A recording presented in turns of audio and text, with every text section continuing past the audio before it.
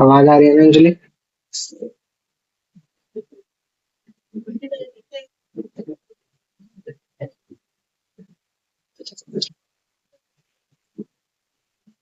Sorry Anjali, कोई भी बता दो।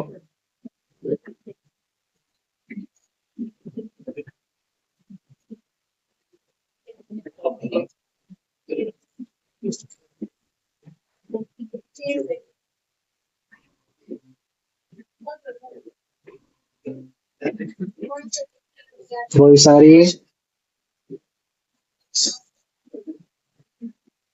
मैसेज पे लिख दो so that I can able to know about it.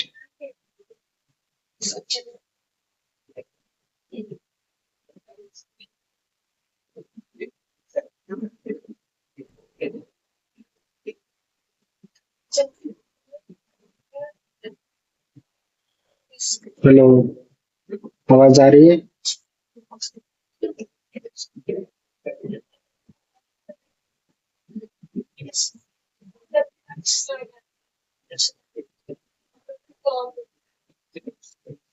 Hello,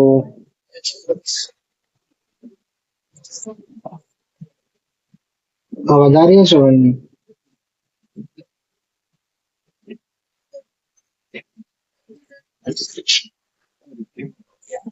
रुक जा रही है?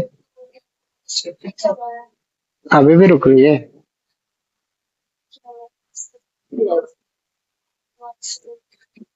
अच्छा, चलो स्क्रीन शेयर हो रही है। कल हमने यूरोपियन यूनियन तक कर लिया था, आज हम करेंगे आसियान के बारे में। तो आसियान के बारे में तो पहले तो मैं एक चीज बता दूं।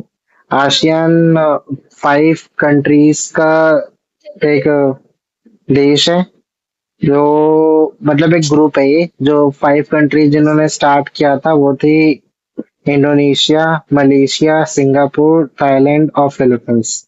ठीक है, तो मैं तुम्हें आसियान के बारे में कुछ चीजें दिखा भी देता हूँ।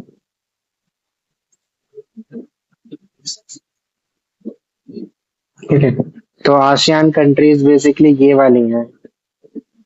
स्टार्टिंग में थी इंडोनेशिया, ये रही। फिर है मलेशिया, मलेशिया हमारे इधर की साइड है, ये रहा। फिर सिंगापुर, फिर थाईलैंड, और फिर लास्ट में जो आया था इंडोनेशिया, मलेशिया, सिंगापुर, और ये लास्ट में आया था फिलीपींस, ये वाली कंट्री।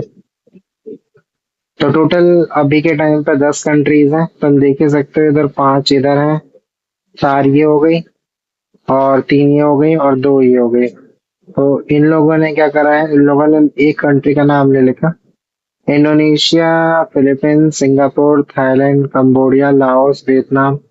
कितने होगा टोटल? 5 4 9। ठीक है, तो वैसे तो 10 कंट्रीज है, ये वाली है जी। देखो ब्रुनई का नाम नहीं लिखा, ब्रुनई लिखा है, ब्रुनई अलग लिखा हुआ है। 5। ठीक है, यहाँ पे देखो, फिलीपींस दे रखा है, लाओस, वियतनाम दे रखा है, ब्रुनई, ब्रुनई और दारुसलाम। ठीक है, तो देखो तुम इसमें देख सकते हो, ये टोटल जो है 10 कंट्री है, जो आसियान की कंट्रीज हैं। अगर हम आसियान की, ये तो मैंने कंट्रीज के नेम बता दिए। अगर आसियान के हम झंडे की बात करें, तो आसियान का झंडा कुछ कुछ इस तरीके से दिखता है। इसमें 10 दान की बालियां दिखती हैं। दान की बालियां मतलब कि राइस के। और ये जो है ना, ये बेसिकली इस चीज को शो करता है कि सभी देशों के बीच में मित्रता है, और सभी देश एक दूसरे के साथ मिलकर काम कर रहे हैं। ठीक है, फिर बात करते हैं आसियान के पिलर के बारे में, यानी कि आसियान के पिलर कौन कौन से, स्तंभ कौन कौन से। तो आसियान के बेसिकली ना 3 पिलर हैं, हम इसमें देख ही सकते हो। चलो इसमें तो विजिबल नहीं है इतना। स्क्रीन शो हो रही है ना? ऐसा तो नहीं स्क्रीन शो नहीं हो रहा?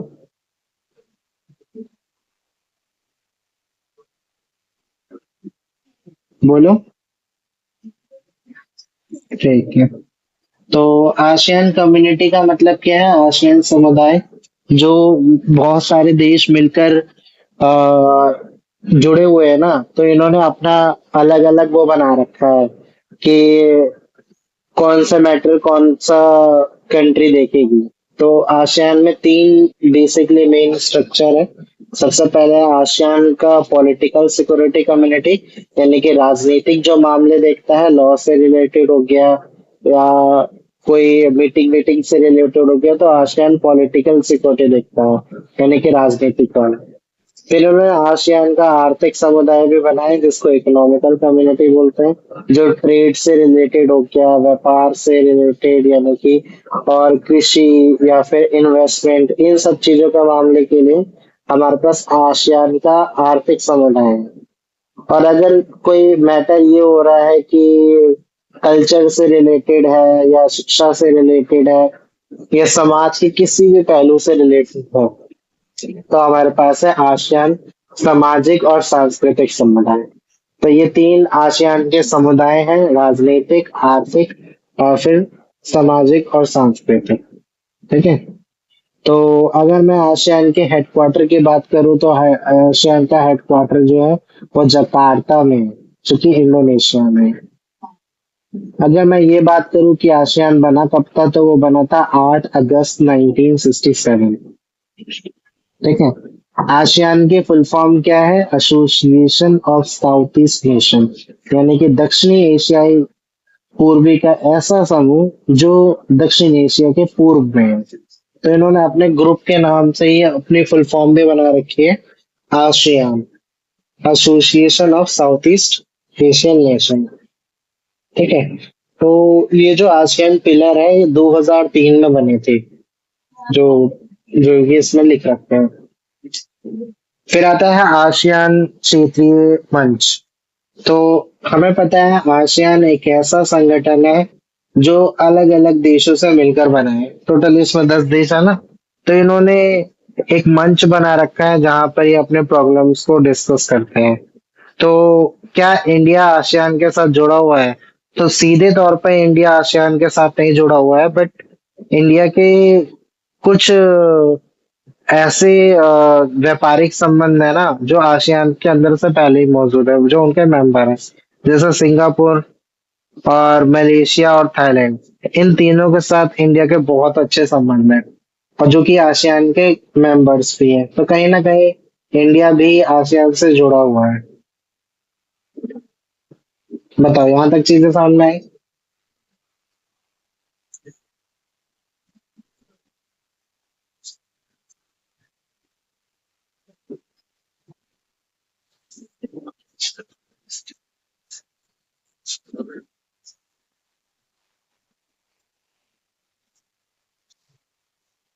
जकार्ता इंडोनेशिया में।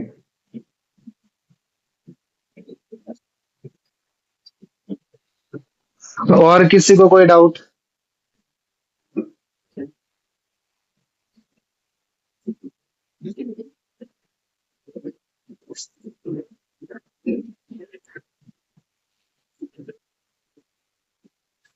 ठीक है, मतलब नहीं है ना। तो नेक्स्ट है ब्रिक्स। ब्रिक्स यानी कि ये भी एक ऐसा क्षेत्रीय संगठन है जो कि ताकतवर देशों से मिलकर बना है। ब्रिक्स की फुल फॉर्म क्या है? बी से ब्राजील, आर से रशिया, आई से इंडिया, सी से चाइना और एस से साउथ अफ्रीका। तो ब्रिक्स बना कब था? ये बना था 2006 में। ठीक है। लेकिन इसकी जो पहली मीटिंग हुई थी वो बनी हुई थी 2009 में। और 2010 में इसमें, ये पहले ब्रिक ही था, मतलब सिर्फ चार ही देश थे, लेकिन लास्ट में 2010 में इसमें साउथ अफ्रीका भी जुड़ गया इसके साथ। ठीक है।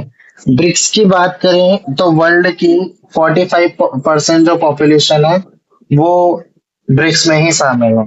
और इसके नेक्स्ट बात करें तो 25% जो वर्ल्ड की जीडीपी है वो भी ब्रिक्स के देशों से ही आती है।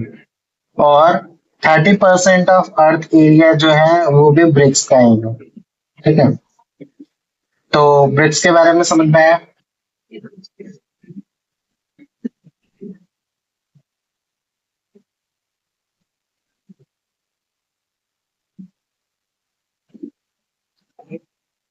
ठीक है। नेक्स्ट है सार्क। ठीक है। सार्क की बात करें तो इसकी फुल फॉर्म होती है दक्षिणी एशियाई, एक ऐसा संगठन जो क्षेत्रीय संगठन है। ठीक है। तो दक्षिणी एशिया का क्षेत्रीय संगठन जो है वो है सार्क। अब सार्क की बात करें तो ये इसको हिंदी में दक्षेस भी कहते हैं। ये 8 दिसंबर 1985 में बना था। और ये जब बना था तो ये कहाँ बना था? ये बना था ढाका में। ढाका कहाँ पर है? बांग्लादेश की कैपिटल है वहां। इसका जो हेड क्वार्टर है अभी वो काठमांडू नेपाल में है। ये जो सार्क है ये बेसिकली 7 देशों का संगठन है जिसमें अफगानिस्तान और पाकिस्तान दोनों ही शामिल है। ठीक है। तो सार्क ने बेसिकली ट्रेड के लिए, क्योंकि मुफ्त व्यापार के लिए भी जाना जाता है, तो उन्होंने एक ट्रेड एग्रीमेंट साइन किया था जिसको बोलते हैं साफ्टा। साफ्टा यानी कि south Asian free trade agreement in दक्षिणी एशियाई का मुफ्त व्यापार समझौता। ये जो साफ्टा है इसकी स्थापना हुई थी 1 जनवरी 2006 में। ठीक है। तो ये इस टाइम पे हुआ था। फिर अगर चाइना की बात करें तो चाइना वही देश है जो 1949 में चीनी क्रांति से आजाद हुआ था। ठीक है। तो चाइना ने 1972 में बहुत अच्छे संबंध बना लिए थे। किसके साथ? यूएसए के साथ। चाइना की अगर आधुनिकरण की प्रक्रिया के बारे में तो मैं बताऊं तो ये 1973 में बेसिकली 4 चीजों के लिए फेमस हो गया था। एग्रीकल्चर यानी कि कृषि, इंडस्ट्री यानी कि उद्योग उद्योग और साइंस और टेक्नोलॉजी के लिए। और इसको लाने के पीछे एक ही व्यक्ति का हाथ था जिसका नाम था चाओ एन लाई। ये वही चाओ एन लाई है जिसके जो चाइना का प्रधानमंत्री भी है। और इसने क्या किया था? इसने हिंदू चीनी भाई भाई का टाइटल भी दिया था। पंचशील समझौता भी यहीं से साइन हुआ था। तो चाइना ने खुले द्वार की नीति कब अपनाई? वो अपनाई थी 1978 में। और उस लीडर का नाम क्या था जिसने वो करवाई थी? उसका नाम था देंग शाओपिंग। ठीक है। तो अब जब हम बोलते हैं कि चाइना ने खुले द्वार की नीति अपना ली है, मतलब चाइना ने सभी देशों के साथ अच्छे संबंध बना लिए हैं। तो इसने अपने ही देश के अंदर उद्योगों का निजीकरण करा था 1982 में। बट जब हम बात करते हैं कि इंडस्ट्रीज का कब करा था, वो किया था 1998 में। तो इसने 1998 में इंडस्ट्रीज का प्राइवेटाइजेशन कर दिया था। और डब्ल्यूटीओ यानी कि वर्ल्ड ट्रेड ऑर्गेनाइजेशन के साथ चाइना 2001 में जुड़ गया था। तो यही चीजें हैं इम्पोर्टेंट इस चैप्टर में।